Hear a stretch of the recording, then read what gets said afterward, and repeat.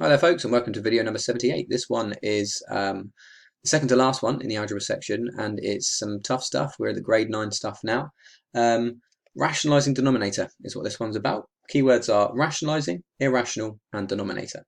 So when you are rationalising something, you are making the bottom number of the fraction make mathematical sense. The bottom number out of a fraction has to be a whole number, because a fraction is out of a whole, and surds are not whole numbers. They are what we would refer to as irrational numbers. Now, irrational numbers are numbers that just go on forever. The decimals just go on forever. And the denominator is the bottom number of a fraction. Okay, so the method that I've written for you states to rationalise a denominator, you must get rid of the root on the bottom of the fraction. This means multiplying the top and the bottom of the fraction by the same thing. It could be just the surd itself, or it could be an expression with the surd in it. If it's an expression, swap the symbol and expand the brackets. So question one, it's just the ones where you've got surds on the bottom, so you've got to multiply by the surds. But three different types. So the first one is one that I've shown you before, I think, in a different video. So you've got to multiply by root 7. So multiply by root 7 on the bottom, multiply by root 7 on the top. The reason you multiply by root 7 is because when you multiply these two together, you will get 7, or root 49, which actually is a whole number of 7. So that's what you got on the bottom there. Oops, don't know what happened there. Oh, looks like an eyebrow. 6 root 7 on the top. There we go. And that's it. You can't simplify that. So that is our answer. 6 root 7 over 7. And that's it. Now, B, you've got 2 root 5. Now, you ignore the fact there's a 2 there, and you just multiply by root 5. That gets rid of the surd. Multiply by root 5 on the top. What we end up with is 3 root 5 on the top, and then on the bottom 2 times by root 5 times root 5, which would be root 25, which is 5. Okay, so we actually end up with 10 on the bottom. So 3 root 5 over 10. Okay, and then the third one, C, we've got an expression on the top and just a surd on the bottom, but we just multiply by the root 3, top and bottom. So what we've got on the bottom is 3, because root 3 times root 3 is root 9, which turns into 3. And then this one would be, let's put the root 3 at the beginning of that in brackets, and then multiply it out. So what we end up with is root 3 times 2, which is 2 root 3, and then root 3 times root 3, or negative, because one of them is negative. It's going to be negative 3. Okay, and that's all going to be over 3. And actually, that is our answer, because there's nothing more we can do to that one. Actually, we can could just write the top the other way around. All right, and that's kind of what we tend to do with surds, is have the number first and then the surd bit next. That's what the calculator would show. All right, so I'm going to write it that way around. Okay. So, okay, lot, I know I do. I'm sorry if it's starting to bug you. Question 2 is calculate this one. So we're going to calculate this surd. Now this one is slightly different because we've got 2 plus root 2. This is an expression that's on the bottom. If we pop it in a bracket, it becomes the term, which we can multiply by. But what we're going to do is, as I've mentioned here, if there's an expression, swap the symbol. What I mean by that is just think of the inverse operation to whatever this is. Okay, so this one's a plus, so we're going to put that as a minus, and then we're going to multiply. And we're going to do that exactly the same thing to the top as you always would with fractions if you want to find equivalent fractions, which effectively is what we're doing. Now this is multiplying double brackets with surds in, all right? But it's no different to x terms. Always think of the surd as an x term. I've mentioned this in previous videos. And that is one of the nicest, neatest grids I've drawn in this whole process so far. 2 times 2 is 4, plus 2 lots of root 2. Minus 2 lots of root 2.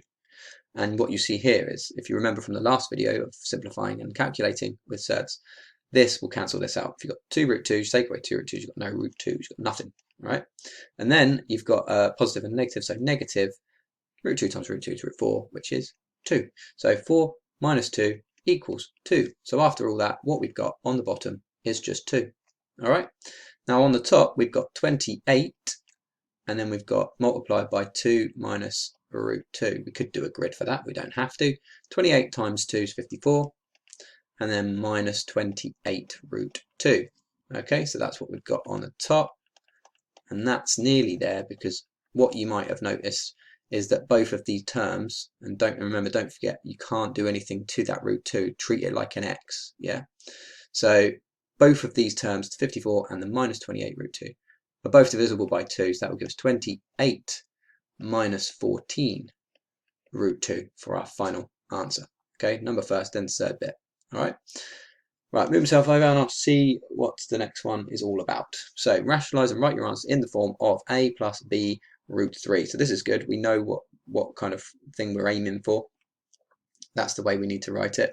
And again, it's the same sort of process. We're going to multiply the top and the bottom by the same thing. This time the top has got an expression on as well. So we're going to multiply by 2, and this is a minus, so we're going to turn it into a plus, 2 plus root 3. And then the top again by the same thing. Do the bottom bit first, so 2 minus a root 3 plus 2, plus or positive 2 plus root 3. Draw a grid. We know the two bits are going to, or the two third bits are going to cancel out because of what we're doing. That's going to give us 4 minus 2 root 3 plus 2 root 3, cancels, and then minus root 3 times root 3, root 9, which is 3. So 4 minus 3 equals 1. So we get 1 on the bottom this time. Now, whatever it is, it's just going to be whatever we get on the top then, because we're dividing all by 1. So we're going to get 1 and the plus root 3 on the top, and the 2 and the plus root 3 down the side. You get some funky lines going on in this video. And we've got 2 times 1, which is 2, plus 2 root 3, and then plus 1 root 3, so plus a root 3. And then root 3 times root 3, so plus 3. So what we end up with is 5, because 2 plus 3 is 5. And then 2 root 3s plus 1 root 3 would be plus 3 root 3s. And that, because it's all over 1, will just be our answer. And that's basically as tough as it gets, really. There's not really too much more to it than that. I think there's some harder stuff that's not grade 9 or considered to be grade 9 in GCSE maths. It's a lot more involved, but maybe it's, I don't know why it's who makes those decisions. It's not me. It's kind of just a bit made up anyway, isn't it? There's no real kind of, this is grade 6, 7, 8, 9, whatever. You can get a lot of different questions that would be a lot harder. Depends on the context of them. So please do like, subscribe to the channel. Keep practicing. Click the link in the description. Yeah, work your way through. I'm creating some playlists now for you for specific work levels, whatever level you think you are, wherever you feel like you need to start. You can watch a particular playlist, so you don't have to watch every single video, but you could watch every single video, and you could give me some comments, and you could say some things, and you could give me some questions, or say some stuff about what's going on in the videos or whatever, give some suggestions, and I'll take those on board. So hope you enjoyed it. Thanks very much for watching. Join me for the last one. Thanks very much.